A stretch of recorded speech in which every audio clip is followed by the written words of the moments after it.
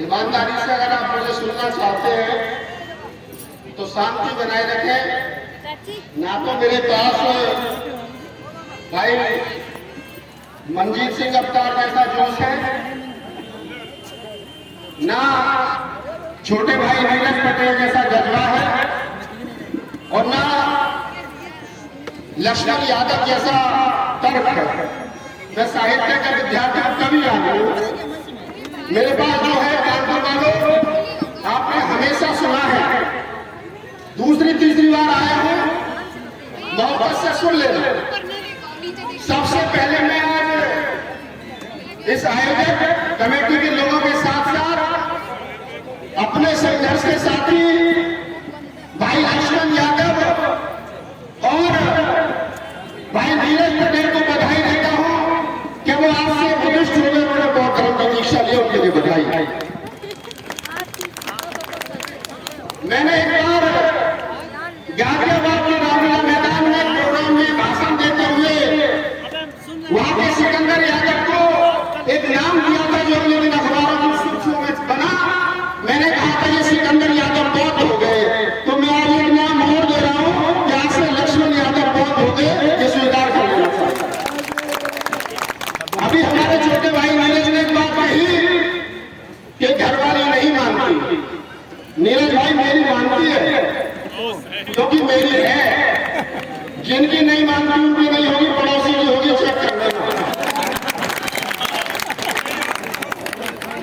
लोग कहते हैं बच्चे नहीं मानते, मेरी 3 बेटियां हैं, तीनों मेरी मानती है। जिनके बच्चे नहीं मानते डीएनए टेस्ट करवाने में तुम्हारे लिए पड़ोसी होंगे। मेरे घर में रहे, मेरी कमाई खाए और मेरी नहीं मानेंगे, घर में रहने का अधिकार नहीं है। ऐसी औलाद को और ऐसी पत्नी को तो मेरे घर में जरूरत है। कानपुर की धरती है, बहुत क्रांतिकारी धरती है। एक वाक्य याद आता है लेकिन भाई मुझे 1989 और 90 के आसपास मेरी उम्र 10-11 वर्ष रही होगी, तो दिल्ली के बोर्ड रोड पर एक आंदोलन चल रहा था, महाबाबू महाबरामती आंदोलन। उस आंदोलन में मैं बुलंदशहर से अपने गांव से अपने दादाजी के साथ खाना लेकर के जाता था बौद्ध भिक्षुओं को। वहां पर एक बुजुर्ग आदमी, बिल्कुल हल्के से शरीर का व्यक्ति, बाबा साहब डॉक्टर अम्बेडकर की किताब बेच रहे थे। मेरे दादाजी ने कहा, यादव जी आज किताब कितनी बिकी है? तो यादव जी नाराज हो गए और यादव जी ने पलट करके कहा मेरे दादाजी को, करे बहुत जी तुमने बहुत धर्म अपना लिया तो तुम बुद्धिस्ट हो गए, और मैंने बहुत धर्म अपनाया तो मैं भी याद लगूं। ये पता है कौन थे? ये बाबा लड़ाई सिंह यादव थे जिन्होंने ये बात कही। मेरा सौभाग्य है कि मैं उनसे मिला, मैंने उनके चरण में जो लोग इस बात को कहते हैं, जो इस बात को दोहराते हैं, मैं बता देना चाहता हूं, हर साल इस देश के अंदर 14 अक्टूबर को या दशहरा के दिन हजारों जगह हजारों लोग, लाखों लोग धर्म की दीक्षा लेते हैं, लेकिन वो प्राप्त नहीं कर पा रहे हैं, 1% बुद्धिस्ट नहीं है। उसका कारण क्या है? इस पर विचार करना चाहिए।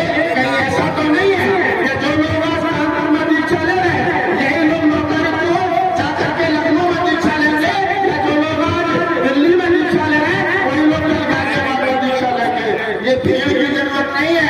अगर दीक्षा ली है तो दीक्षा को दीक्षा के तरीके से लिया जाए, और एक बार जिसने दीक्षा ले ली वो दूसरे को दीक्षा दिलाने का काम करे, ताकि बुद्धिस्टों की संख्या जगह में बढ़े, तब हमारा महापुरुषों का आंदोलन सार्थक होगा। मैं बहुत सारी बातें आप लोगों के साथ कर सकता हूँ। संचालक साहब ने कहा कि 10 मिनट का समय आपको दिया गया है। मैंने कहा मैं 4 मिनट में खत्म कर दूंगा, 10 मिनट का विषय नहीं है साहब। मैं धनीराम बैंकर साहब को बधाई देता हूँ, इस उम्र में वो इतना काम करते हैं। मुझे बताया गया कि 12 बजे का प्रोग्राम है, मैंने सोचा कि 4-5 बजे तक खत्म हो जाएगा, लेकिन हालात है कि आज आपके 10 बजने वाले हैं और आप भारी संख्या में यहाँ पर मौजूद है लड़ाई यादव की धरती पर। तो मैं आपको नमन करता हूँ, आपको प्रणाम करता हूँ, आपको जज्बे को सलाम करता हूँ कि आप लोग उत्सुकता के साथ हैं। तमाम हमारे जो वक्ता है उनको सुनने के लिए बैठे हैं। एक छोटी सी कविता चाहता हूँ कि आपको पढ़ देता हूँ, वो इसलिए कि मैं बाबा लड़ाई सिंह यादव की धरती पर हूँ। अगर मैं कोई कविता नहीं पढ़ूंगा तो मुझे लगता है कि उनके साथ साथ में अन्याय करूंगा। 4 पंक्तियां पढ़ लेता हूँ। अभी नीरज भाई ने कहा कि जिस दिन ललित सिंह यादव की तरह लक्ष्मण यादव के ताऊ के लड़के होंगे और मंजीत भाई मौसी के लड़के होंगे, इसलिए मैं कह रहा हूँ मैं बाबा ललित सिंह यादव की धरतियों के लोग तक होता हूँ। ये ईमानदारी की बात है, जो कि लड़ाई विचारों की है। जो आज भी मेरा विचार का है, फूले अम्बेडकर आंदोलन का है, वो मेरा अपना है। अगर मेरा सगा भाई पावर लेने जाए तो वो मेरा अपना नहीं है। इस बात को तय कर लेना चाहिए। एक बात और इस मंच से कही गई कि हम अपनी जातियों को देखते हैं। मैं इस मंच से कहूँ वालों, याद रखना कि राहुल नागवाल आया था, कह करके गया था। इस मंच से कह रहा हूँ, मेरे पास 3 बेटी है। जिस दिन शादी करूंगा आज मुझे बहुत सारे लोग शामिल होंगे शादी में, मैं जाति नहीं देखूंगा, मैं सिर्फ ये देखूंगा कि जिस लड़के के साथ मेरी बेटी का रिश्ता हो रहा है, क्या तो बाबा साहब की बाईस साल में क्या मानता है, या कोर्ट के पास मानता है, मुझे ऐसा लगता है मैं शादी करूंगा। मेरा पैमाना ये है, बाईस साल विज्ञान और कोर्ट के पास जाति मेरा पैमाना नहीं है। और यही होना चाहिए कि जाति हमारा पैमाना नहीं होना चाहिए। मैं छोटी सी कविता पढ़ता हूँ। अभी पिछले दिनों बाबा की सरकार ने एक फरमान जारी किया कि अगर आपको धर्मांतरण करना है तो डीएम से परमिशन लेनी पड़ेगी।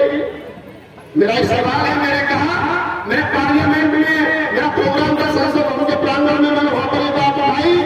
मैंने कहा कि मुझे हिंदू तुमने बनाया, मुझसे पूछा मैं हिंदू नहीं पूछा साहब किसी ने। मास्टर जी ने अपने आप धर्म के कॉलम में हिंदू लिख दिया।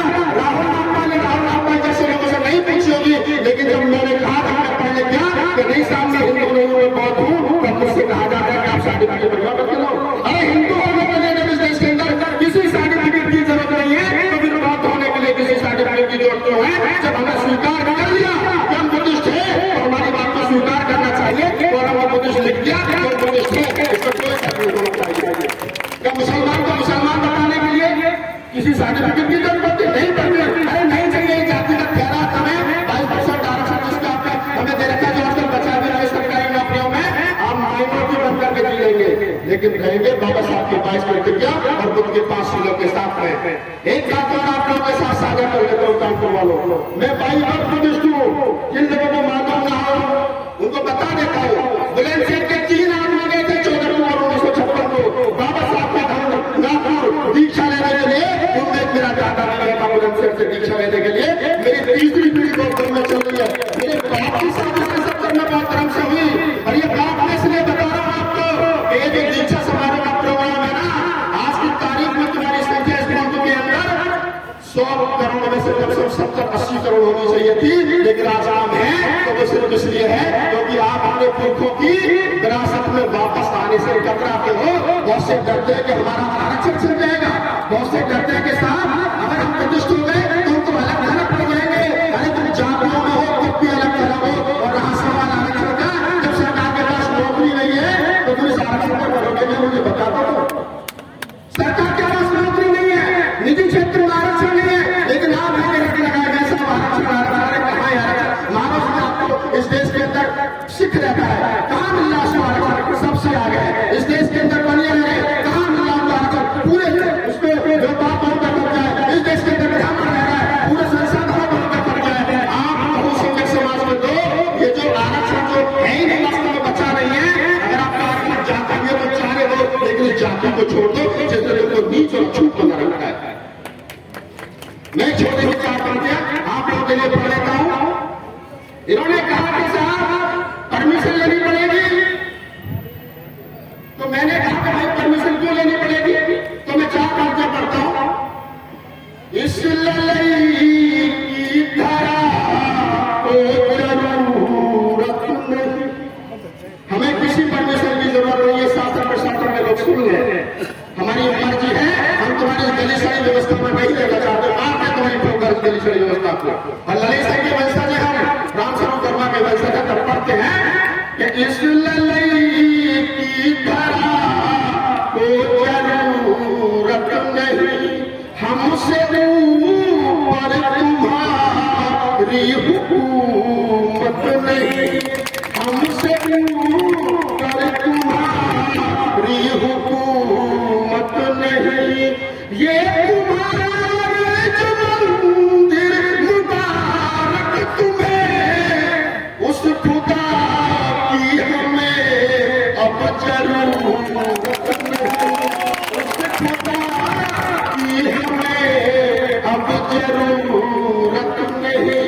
और क्या करते बताओ इसी तेवर में कि तोड़ दो सब जंजीरें गुलामी की तुम, तोड़ दो सब जंजीरें गुलामी की तुम, छोड़ दो आदतें अब सलामी की तुम, छोड़ दो आदतें अब सलामी की तुम।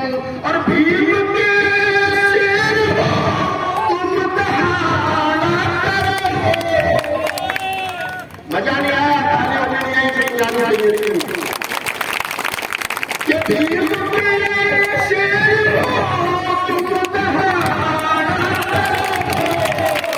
अब लगा भी तो जा, अब लगा भी तो बाजी जवानी की तुम, अब लगा भी तो बाजी जवानी की तुम। बस तो इसने और पढ़ देता हूँ, आप अच्छे पूरे सुन गए, मुझे मालूम है मेरे बारे में कई तरीका है, समय की सीमा है।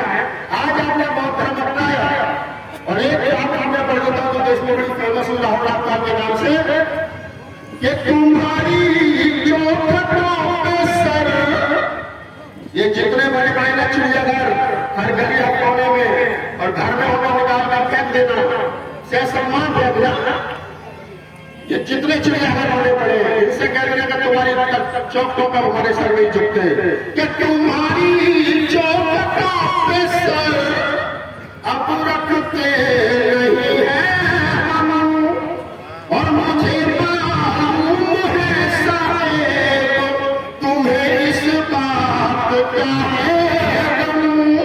और तुम्हारी तोप और बंदूक हमको क्या कराएंगी, तुम्हारे बाप के भी बाप से डरते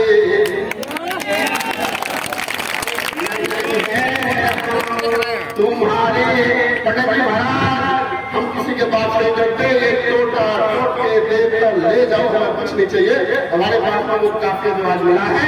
हाँ, धन्यवाद बहुत बहुत कि न झूठे रिश्ते रखते हैं और न झूठी शान रखते हैं, दीवाने भीम के हैं, हम बड़ा पहचान करते हैं।